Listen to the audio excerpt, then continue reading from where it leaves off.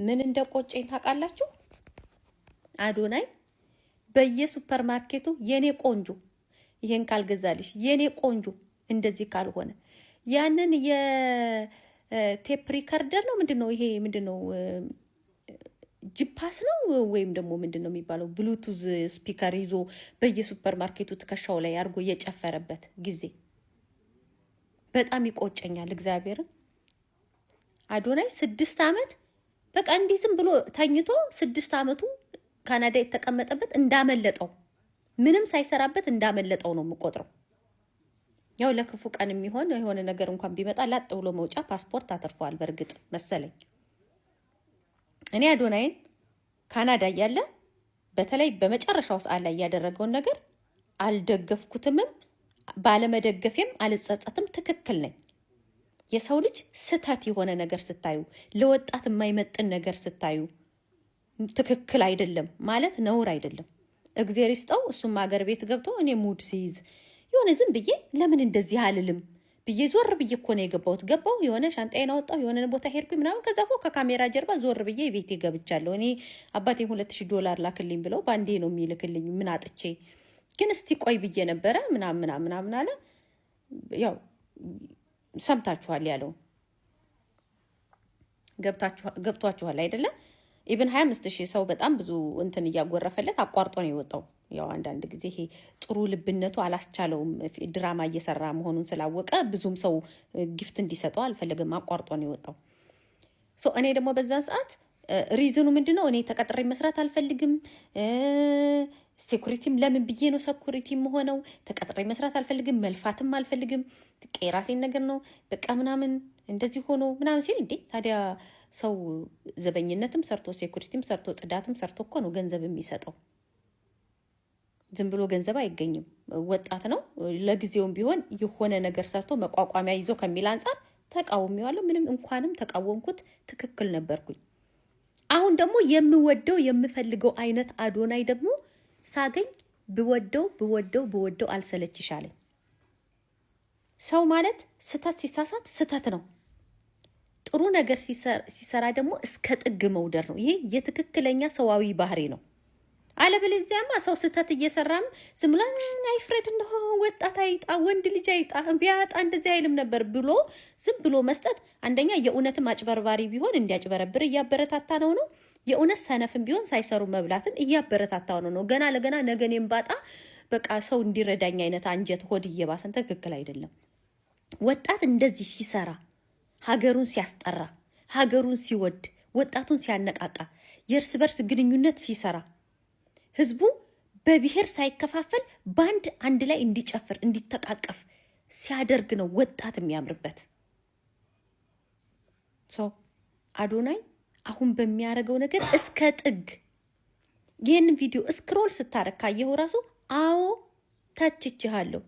ገንዘብ የጠየቅ ሰዓት አንተም ኢትዮጵያ ገብተህ ሙድ ይዘህ ምን እንደሚሉ ዝም ብዬ በቃ ሲደብረኝ የመጣልኝ ሐሳብ ነው ብለሃል። እግዚአብሔር ይስጥህ። ስለዚህ እኔም አልተሳሳትኩም። በዛ ላይ አንተ በጣም ጎበዝ ነህ። አትቦልክም። ሰው አልቦለከኝም። እኔ ቤታንና አዶናይን በጣም የገረሙኝ ልንገራችሁ። ቤታ ስለ ቤታ ቪዲዮ ሰርታችሁባት አትቦልክም። መታ ብላ ኮመተችልኝ አንድ ቀን ማለት ነው። ምንድነው ብዬ ሪፕላይ ያረኩላት። አትቦልክም ሰው ትክክል ከውስጥ በቃ የሰው ልጅ በሆነ ነገር ይናደድብኛል፣ የሆነ ነገር ጥሩ ነገር ሲሰራ ደግሞ ደጋፊ ነው ብሎ የሚያስብ የትክክለኛ አስተሳሰብ ያለው ሰው እንደዛ ነው የሚያስበው። የዛን ሰዓትም እንኳንም ተቃወምኩህ። ምክንያቱም ሙድ እንዲያስክም ስትናገር ኦፍኮርስ እኔ ዝም ብዬ ጭፍን አይደለሁም፣ ማስተዋይ ነኝ፣ እመረምራለሁ። ትክክል እንዳልሆነ ስላዩኝ ተቃውሜያለሁ። አንተም ደግሞ አይ እኔ እውነት ቸግሮኝ አይደለም አልክ። አሁን ደግሞ እየሰራህ ያለኸው ነገር እጅግ በጣም አንደኛ ስለሆነ እኔ አላቅም። በወድህ አልሰለችሻለኝ። በቃ ዝም ነው ያረገኝ።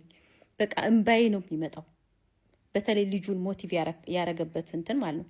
እና አዶናይን የመሰሉ ሰዎች ሀገራቸው ላይ ነው ካናዳ። አዶናይን የመሰሉ ሰዎች ሀገራቸው ላይ ነው ኢሮፕ። አዶናይን የመሰሉ ሰዎች ሀገራቸው ላይ ነው ዱባይ እና አሜሪካ። ኢትዮጵያ ናት። አንዳንድ ጊዜ መክሊታችን የት ነው? ከኛ ከላይፍ ስታይል ጋር አብሮ የሚሄደው የት ሀገር ነው? የት ሀገር ብኖር ነው የበለጠ የምሰራው? ከራሴ አልፌ ሰውን የምጠቅመው። 2 መኪና ገዛ። ካናዳ ቢሆን ኖሮ 2 መኪና አይገዛም ለሰዎች። በቻሌንጅ 2 መኪና አስገዛ። ዛሬ ማስታወቂያው ኢንዱስትሪ ተቀላቅሏል። ቻሌንጅ ኢንዱስትሪ ተቀላቅሏል። እና በቃ በዚህ አጋጣሚ በተለያየ አውሮፓ፣ አሜሪካ፣ አረብ ሀገር ሆናችሁ ዲፖርት እደረጋለሁ እላካለሁ አልላክም እያላችሁ የምደነገጡ ተማሩ። መኖር በእግዚአብሔር ነው። መክሊትህ የት ቦታ? ካናዳ እያለ እኮ የሰው መውደዱም የለም። አብዛኛውን ወንዶች ይጠሉት ነበር። ሴቶች የተወሰነ የኔ ቆንጆ ተከራካሪያችን ምናምን እያሉ ሴቶች፣ አዎ አብዛኛውን ወንዶች ይጠሉት ነበር። ሴቶቹም በብዛት በጣም አሽቃበጠ ይሉት ነበር። ግን የሱ እጣፋንታው መወደጃው መንገሻውም የሚጠቅመውም ኢትዮጵያ ምድር ናት። የሱ የአዶናይ ሀገር ኢትዮጵያ ናት። እና አዶናይን አለመውደድ፣ አለመደገፍ፣ አለማድነቅ የእግዚአብሔርን ንፉግነት ነው። እሱን የወለደ ማህፀን፣ እሱ የወጣበትን ማህበረሰብ ያለማክበር፣ ያለማድነቅ ንፉግነት ነው። እግዚአብሔርን የመጨረሻ ኧረ በጣም የቅንነት ጥግ ነው። አዶናይ ይለያል፣ ከማንም አይገጥም። እግዚአብሔርን እኔ እናቱ ደግማ ራሱ እሱን የመሰለ ልጅ እኔ አላቅም። እሱ የማይደገም ልጅ ነው። አዶናይ ማለት የማይደገም ልጅ ነው። አይደገምም። እንደ አዶናይ ያለ ሰው አይደገምም። በተወሰነ ቤቶች በእያንዳንድ ማለት አልፎ አልፎ አንዳንዶች ጋር ይኖራል፣ ግን የማይደገም አይነት ተፈጥሮ ነው። እና እግዚአብሔር ይጠብቀው ይሄንን ልጅ።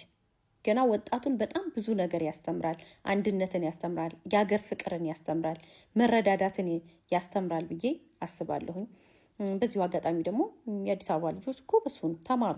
አያችሁ፣ የክፍለ ሀገር ሰው በጣም ደፋር ነው። ሀገሩን ለማሳወቅ የሆነ ነገር ለማድረግ ይፍጨረጨራል። ሰገጤ ትላለችሁ። ስግጥና ይሄ ነው። ስግጥ ብለህ ሀገርህን ታስተዋውቃለህ። ስግጥ ብለህ ለሌላ ሰው ትደርሳለህ። ሼም ምናምን ኧረ ወደዛ ምናምን ፀጉር መጠቅለል አይጠቅምም። ተማሩ። ነቀነቀው፣ ድብልቅልቅልቅ አረገው። ገብቷችኋል?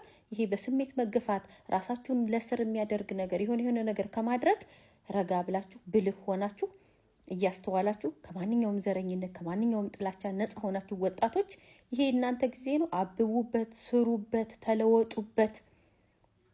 በቃ ተለወጡበት፣ ስሩበት፣ አብቡበት፣ ጨፍሩበት። በቃ መንገዳችሁን ወቁበት። እግዚአብሔርን ይሄ የእናንተ ጊዜ ነው። ጊዜያችሁን ማስተካከል ትችላላችሁ። የጠፋውን ማስተካከል ትችላላችሁ። ሁሉም በራሱ ጊዜ ኖሯል። የነገዎቹም በራሳቸው ጊዜ ይኖራሉ። አዳዲሱም ጄኔሬሽን፣ አሁን ያላችሁ ጄኔሬሽኖች ግን በተቻላችሁ መጠን ኖራችሁ ለማለፍ ሞክሩ። ህይወታችሁን ኑሩት። ጊዜያችሁን ወቁበት። እና ከአዶናይ በጣም እግዚአብሔርን የማይደገም በቃ ምን ትላላችሁ? እኔ በቃ እጄን ነው ባፌ ያስጫነኝ። በቃ ዝም ምን ያልኩት ቃላት ነው ያጣሁት። ታውቃላችሁ? በቃ ቃላት ነው ያጣሁት እኔ ስለሱ ለመናገር። እንዳልኳችሁ አዶናይ ተቃውሜዋለሁ። አዎ የሰው ልጅ መጥፎ ሲሰራ ካልተቃወምከው ከባድ ነው። መንግስታቶችንም እኮ ምን የመሳሰሉ መንግስቶችን ደህና መጥተው እኛንን መሀል ላይ ቢያጠፋም ባያጠፋም እሰየው ስለምንለው ነው። እንዳደጉት ሀገሮች ቆንጠጥ ብናረጋቸው እኮ ህዝብ ባንዳፍ ተስማምቶ እንደዛ ካደረገኝማ ችግራችን ምንድነው? ቢያጠፋም ባያጠፋም በጭፍን የምንደግፍ ሰዎች ነን። መንግስታቶችን ራሱ የምናበላሻቸው ቢሰራም ባይሰራም ልማት ቢኖርም ባይኖርም በጭፍን የምንጠላ ሰዎች ነን። የባሰ ደግሞ ነገሮች እንዲከፋ የምናረገው እና ሰው ሲያጠፋ ቆንጠጥ ሲሰራ ደግሞ እስከ ጥግ ማበረታታት፣ አፕሪሺየት ማድረግ፣ ጎበዝ ማለት እና እኔ የካናዳ የነበረውን አዶናይ ሳይሆን ኢትዮጵያ ያለውን አዶናይ እስከ ጥግ ወድጀው በቃ አልሰለችሻለኝ በቃ። እና የማይደገም ልጅ ነው። ይኖራል አልፎ አልፎ አንዳንድ ቤተሰብ ቤት እንደ አዶናይ አይነት ግን የማይደገሙ ሰዎች ናቸው። እናት ወላጅ እናት ራሱ ደግማ አትወልድም እንደዛ አይነት ልጅ።